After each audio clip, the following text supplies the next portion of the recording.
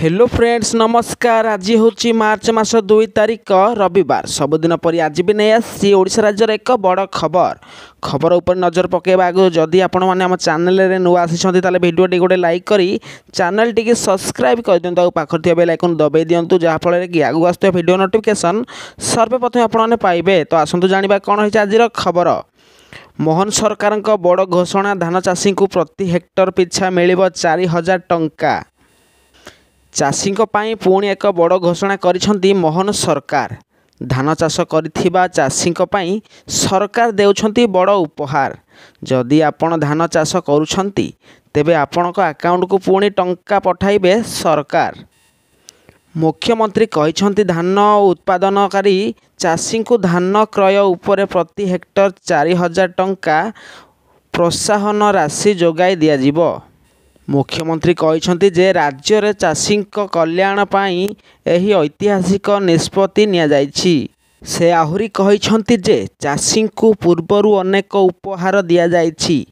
राज्य रे गहम क्रय पाई प्रति क्विंटाल 26 टंका देबाकू निष्पत्ति निया जाइथिला।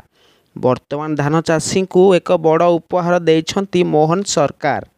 एही समय रे मुख्यमंत्री डॉक्टर मोहन यादव कहिसेंती जे धानर संग्रह उपरे योग्य धान उत्पादनकारी चाषी को हेक्टर पिछा अतिरिक्त 4000 टंका प्रदान करिबा पाई एक गुरुत्वपूर्ण निष्पत्ति निया जाइछि। राज्य सरकार इस्ताहार अनुजाई जन कल्याण पाई निरंतर गुरुत्वपूर्ण निष्पत्ति नेउछंती। एहा पूर्वरु मध्य चाषी स्वार्थ को दृष्टि रखी केनबेदवा नदी संयोगीकरण प्रकल्प उपरे काम करा जाइछि। एही प्रकल्प कृषक मानक पाई खुशी उत्पादन वृद्धि करिबारे मध्य सहायता हेबो। मुख्यमंत्री मोहन यादव कहिसेंती जे राज्यर समृद्धि रे एपरि प्रकल्प गुरुत्वपूर्ण हेबो। धान संग्रह पाई प्रोत्साहन राशि पाई से राज्यर चाषी को मध्य अभिनंदन जणाइथिले। मुख्यमंत्री मोहन यादव कहिसेंती जे गहम उत्पादनकारी चाषी को प्रति क्विंटाल पाई 175 टंका अतिरिक्त बोनस राशि मध्य दियाजिबो।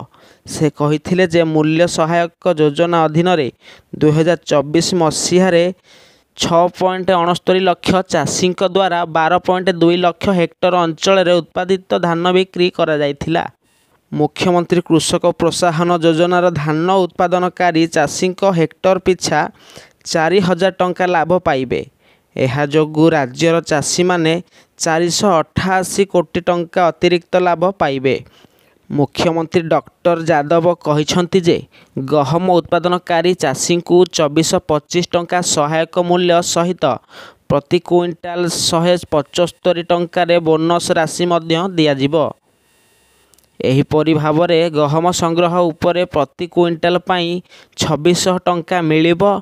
चलित वर्ष राज्य रे 80 लाख मेट्रिक टन गहम संग्रह आकलन करा जाइछि। प्रति क्विंटाल पाई 175 टंका बोनस पाई राज्य रे चाषी माने प्राय 1400 कोटी टंका अतिरिक्त लाभ पाइबे।